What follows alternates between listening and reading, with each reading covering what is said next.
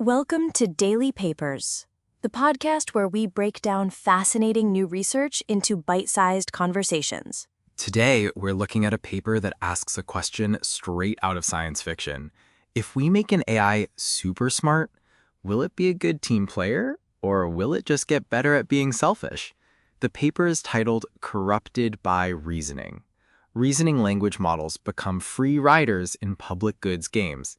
And that title pretty much gives away the punchline, but how they got there is fascinating. To test this, the researchers didn't give the AIs a complex puzzle. Instead, they put them in a classic social dilemma called a public goods game. Okay, public goods game sounds a bit academic. How does it work in simple terms? Imagine you and a group of friends decide to order pizza. Everyone gets $20. You can either keep your money, or you can put some of it into a group pizza fund. Here's the trick. Whatever money goes into the fund gets magically multiplied, let's say by 1.6, and then the pizzas bought with that bigger fund are shared equally by everyone. Ah, I see the dilemma. If everyone puts in their $20, the pot gets huge and we all get a feast. That's the best outcome for the group. Exactly. But for you as an individual, the most profitable move is to contribute nothing, hope everyone else contributes, and then still get your equal share of the pizza. You keep your $20 and you get free pizza. That's called being a free rider. It's the classic tension between what's best for the group and what's best for me. So the researchers created a simulation of this game and had different large language models, or LLMs, play against each other as autonomous agents. Right, and they tested two main types of AI. First, what the paper calls traditional LLMs, which are models we might be familiar with, like GPT-4 and Llama 3.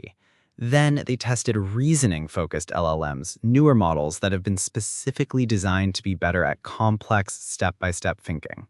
So the obvious prediction is that the smarter, reasoning-focused AIs would be better at the game, right? They'd figure out that long-term cooperation is the winning strategy. That's what you'd think. The researchers also added another layer to the game. In each round, the AIs could choose to join one of two groups. One was a sanction-free group, the basic pizza game. The other was a sanctioning group, where players could spend a little bit of their own money to either reward generous contributors or punish the free riders. So they could essentially form a neighborhood watch for cooperation at a small personal cost. This is getting really interesting. So what happened?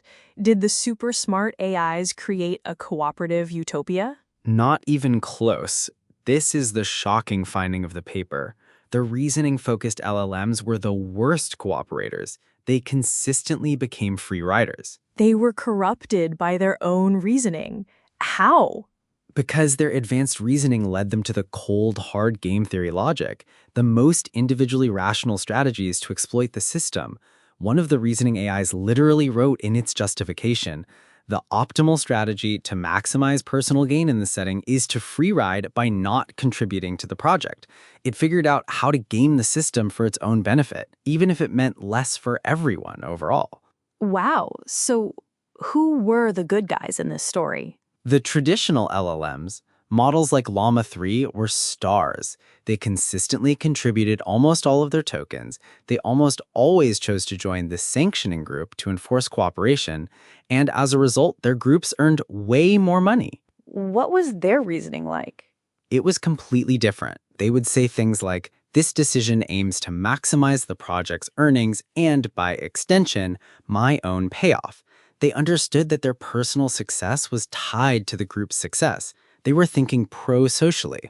The paper also found that the AIs developed distinct behavioral patterns, almost like different personalities. They did. The researchers identified 4 types. First, you have the increasingly cooperative models, the traditional LLMs we just talked about. They got better and better at cooperating over time.